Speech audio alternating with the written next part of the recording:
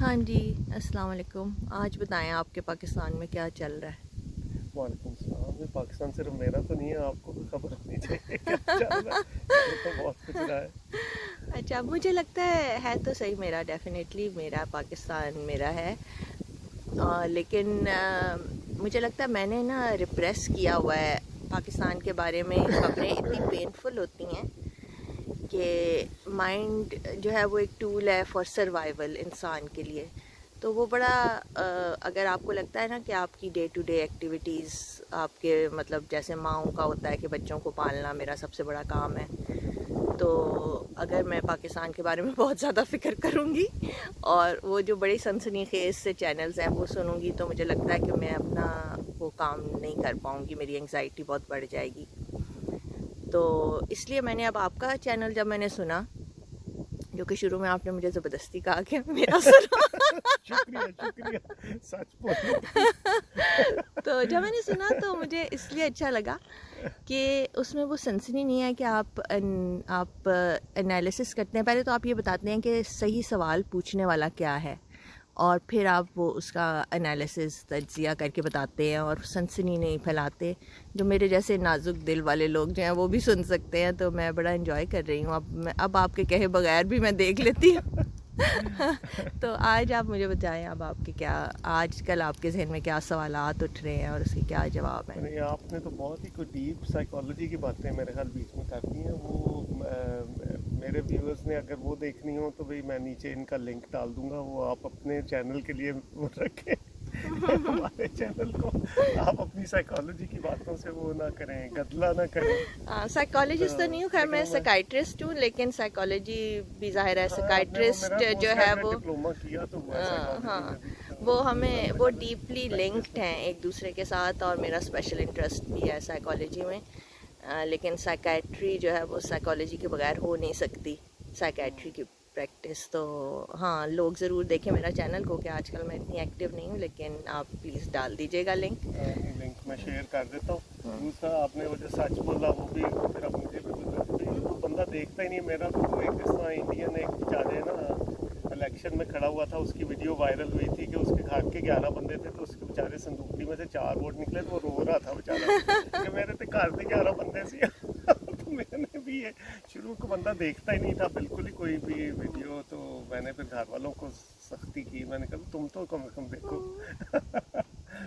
तो लेकिन एनीवे पाकिस्तान में इस तरह से है कि मुझे तो लगता है कि बड़ा अब वैसे मुझे तो अगर मैं देखूं तो पॉजिटिव डेवलपमेंट्स नज़र आ रही हैं एज अ प्रोफेशनल। मैं वो जब मैं प्रोफेशनल कहता हूँ तो I don't use my cardiac surgeons hat here.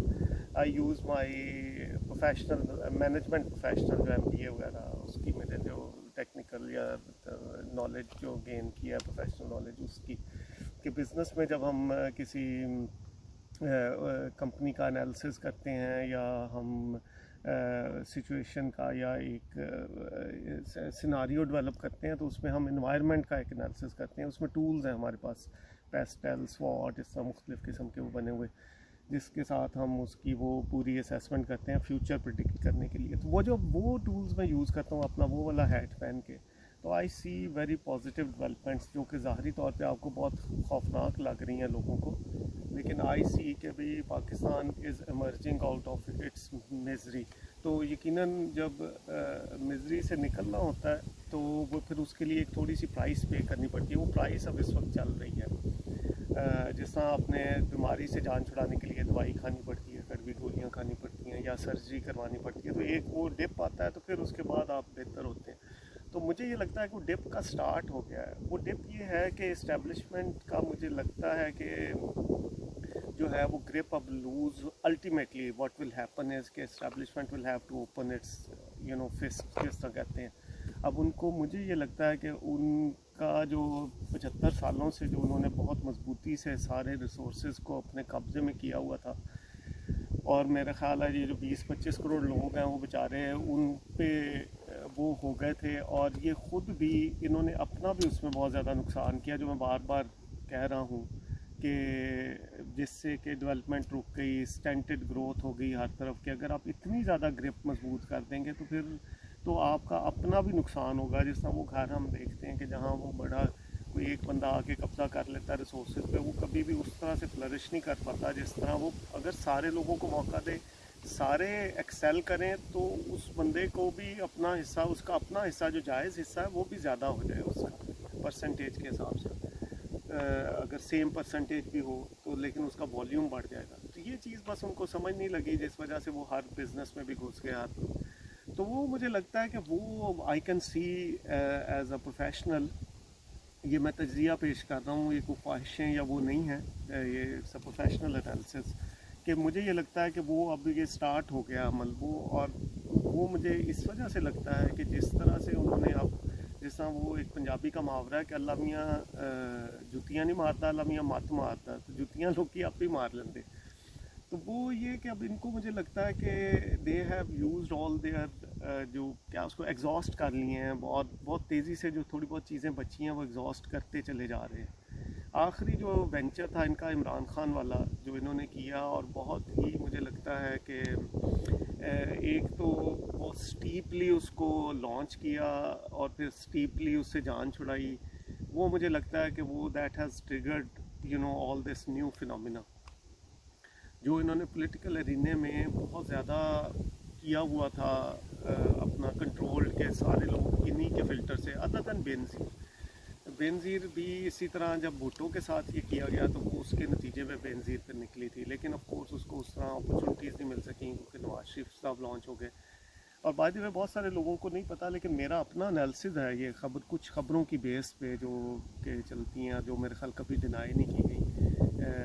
वो ये है कि इमरान खान भी उसी ज़माने में ढूंढा गया था और उसी ज़माने में लॉन्च किया गया था, और लॉन्च करने की शायद किया नहीं गया, करने की कोशिश की गई थी जब नवाज शरीफ को किया गया था। मेरे ख्याल उस वक्त इन्होंने ये सोचा था, उस वक्त की इस्टेब्लिशमेंट ने कि भी को बंदे लेके आए, क्योंकि जुनेजो ने ख़तरे की घंटी बजा दी थी। तो उससे पिछली लॉट तो ये फारग कर चुके थे पॉलिटिशियंस की, जैसे पॉलिटिकल इंस्टीट्यूट बिल्कुल तबाह हो गया और उसका खमियाजा अब सारा पाकिस्तान भुगतता है, including them as well, establishment को भी उसका।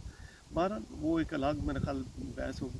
तो उस ज़माने में अगर आप देखेंगे तो आपको हिंट्स मिल जाएंगे, जब ज़ियाउल हक इसको बुलाने की कोशिश कर रहा है इमरान खान को, इसको एक्स्ट्रा ऑर्डिनरी प्रोजेक्शन दी जा रही है और वो सारा कुछ, तो लेकिन ये नहीं आया। अपनी याशियाँ इनकी चल रही थी, खलंडरा टाइप वो था, वो थोड़ा मेरा ख्याल है जो हमें अभी भी पता लगा कि he is not very, responsibility का थोड़ा सा लैक है उस तरह से। ठीक है, कुछ चीज़ों में फोकस बहुत ज़्यादा है, मगर I think he lakhs response.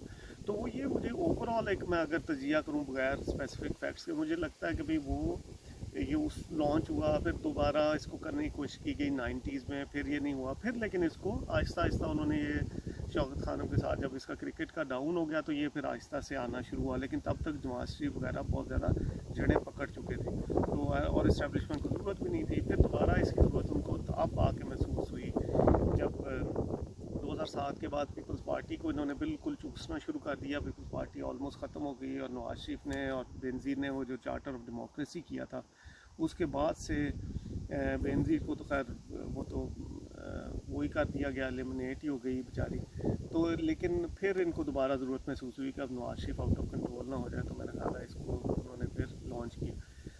उसकी वैसे एक चीज़ अभी आप देखेंगे कि आज यहाँ से नया शुरू कर लें मेरा ख्याल।